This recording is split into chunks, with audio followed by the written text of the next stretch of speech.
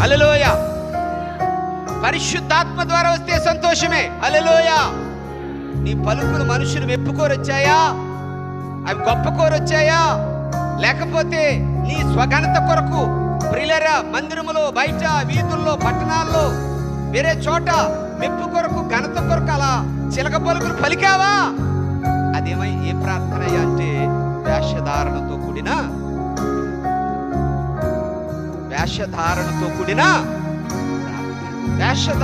కూడిన ప్రార్థన మనం ఎన్నడూ చేయకూడదు.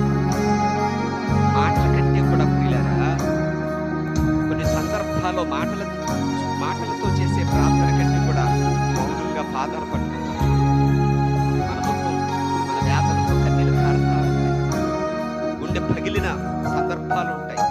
హృదయ భారంతో, కన్నీటితో, రోదనతో ఆ కన్నీళ్లు పారుతా ఉంటాయి. ఆ ప్రార్థన దేవుడు తప్పకుండా అంగీకరిస్తాడు. దేవునికి మహిమ కలుగును గాక.